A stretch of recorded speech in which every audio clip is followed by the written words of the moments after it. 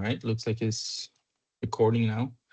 Hello, everyone. This is Faisal Shavon. I'm a student of Oklahoma State University, taking individual and organizational behavior course with Dr. Bowler this fall. With me here is Chase Fortenberry. We'll be doing a second interview with him, and I would like to ask him some of his leadership skills and coaching regarding like how and where he started and how he implement his leadership skill every day and what he learns and how he plan to implement those for the next generation. Go ahead, Chase.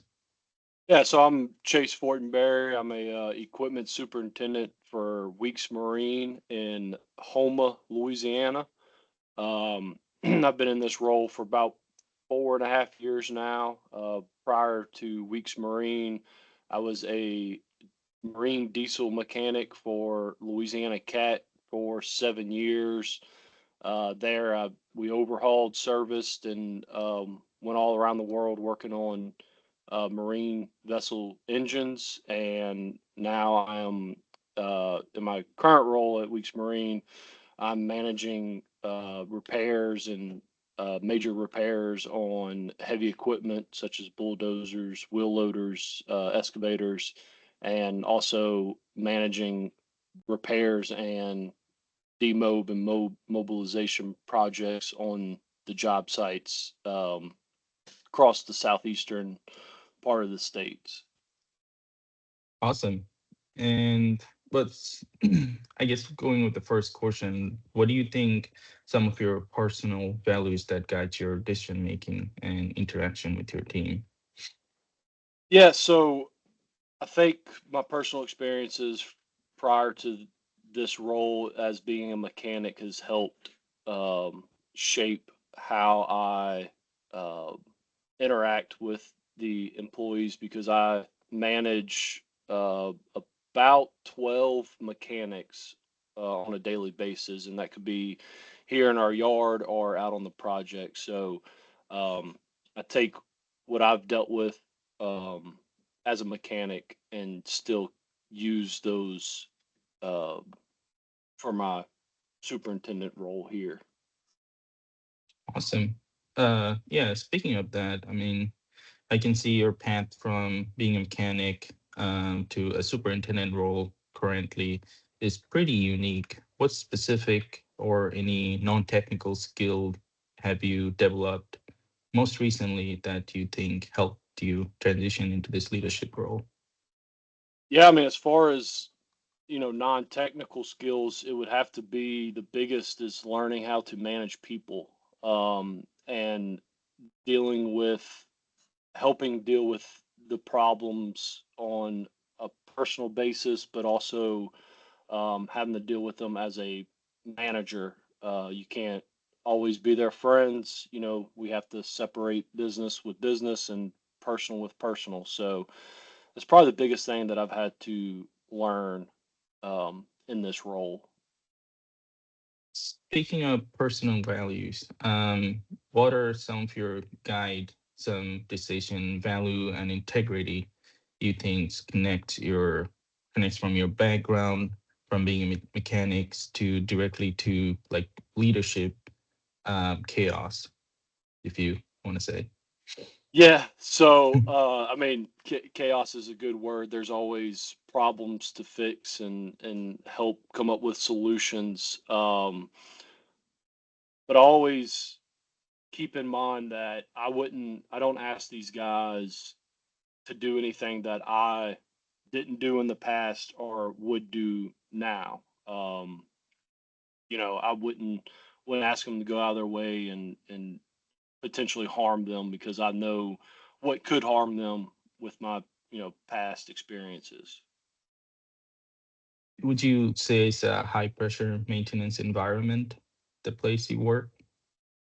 Yes, definitely. On the project, we have to keep up to 10 pieces of equipment running 24 hours a day, 7 days a week. There is no holidays within this um, job. They don't stop dredging for a holiday or anything like that. So that has its own challenges, but it's very stressful to know that we could stop the dredge from pumping and lose the company could lose upwards of millions of dollars a day doing that. So we have to make sure our guys are prepared and set the expectations to be willing to deal with that on a daily basis for 12 hours a day that they're on site. So, Absolutely. Is there any important daily behavior or just little things that you do every day to motivate your employees getting yeah, starting to do the work every morning?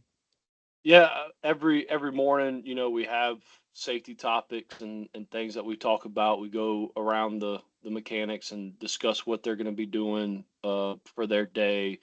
Uh, make sure they have the right tools and procedures in place to safely and productively uh, complete those tasks. And, if there's anything that they have any um, worry or, concerned about, then we kind of bring it up as a group. And if there's anything that we need to discuss one on one, then I make it a point to have those conversations after the group setting. So, yeah, we just like to keep them prepared and know what their hazards are for the day and make sure they're performing the task safely so they can go home at night in one piece. Absolutely. No, safety is a big, it's a priority in a lot of industry, mainly the dredging and the equipment side. Absolutely. Um, Speaking of terms, like say you giving them a plan and you give them the right tools for success, what else do you think you do or can do to earn the trust and fellowship um, from your employees? You mentioned about like being friends or speaking in terms like separating business from business and like family personal things from personal things. What are some of the things that you say to your teammate to kind of keep them motivated and stay safe at work, and like at the end of the day so they can go home safely?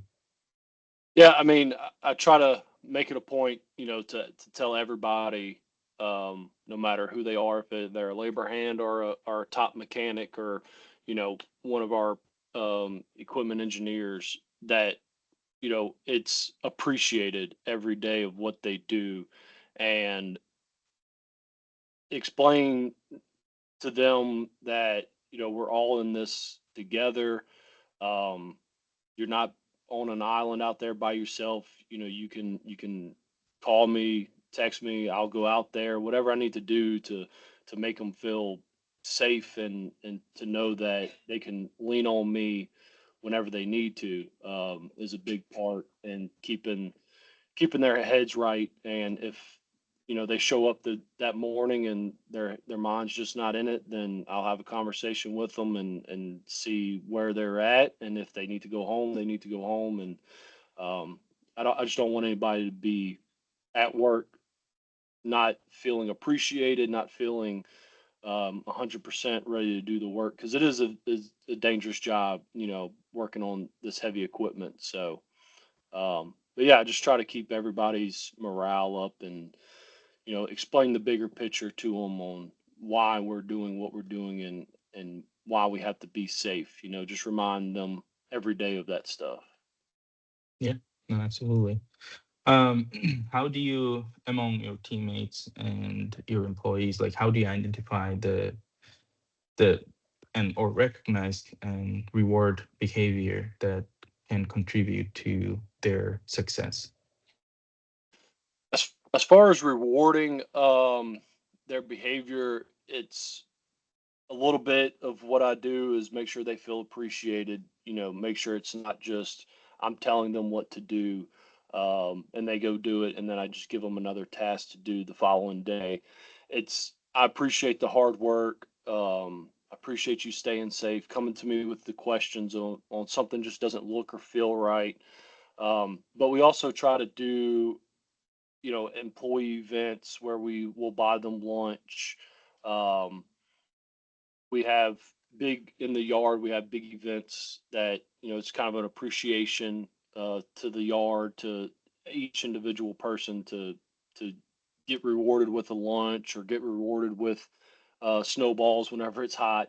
So just those little things, I think it does go a long ways. And then ultimately at the end of the year, we do evaluations, and that's really where we lay everything on the line to say, you know, you've done great this year, but you have to do that throughout the year to keep the morale and everybody's spirits up. Yeah, no, absolutely. Is there any specific behavior do you feel you consistently model to enforce your expectation for them and their success? I would say just being responsible for your actions, for the tasks you're doing. It's a big part that these machines have to stay running 24 hours a day.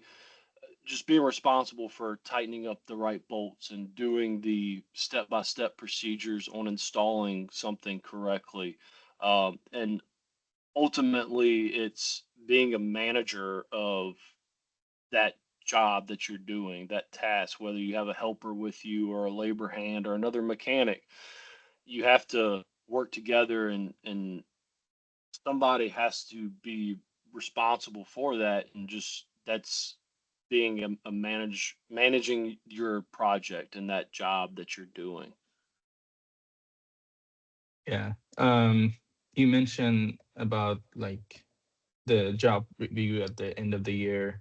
Can you share a time when you had to like coach someone through any kind of behavioral or performance channel challenge that is affecting their success, and what solution you came up with that worked for that employee and was beneficial to the company as well? Yeah, so it's, you have to relate to these guys on a daily basis, understand they have a family they want to go home to, they have a job that they want to do and make the money, but you have to kind of relate to them, and say that you understand what they're doing and I'm here to help. And that's what I drive for. Early on, there was a lot of personal matters that I was trying to handle with them, but quickly I had to learn that I am still their manager, and we still have a job to do at the end of the day, and to get it done. And as far as behavioral, it's hot here in South Louisiana, so the heat gets to everybody, the job gets to them. You just have to make them, help them understand that you can take a break and drink some water. Like, yes, we're being rushed, but your safety is the utmost part of my responsibility. That I you go home at the end of the day safe, and just calming people down when things don't go right, and just help them along from the past experiences that I've had, where you just take a step back and cool off, take 5 and 5, 5 steps back, 5 minutes, and just cool off, step away from the work and take a break. And that seems to help people with their behavioral and just their attitude throughout the day. It's really good information, and I'm almost certain that a lot of people that are watching the video right now would find it beneficial and helpful for them in the near future. Well, thank you, Chase, for taking the time out of your day to do this interview with me. I appreciate it, and we'll see you guys later. Thank you. All right. Thank you.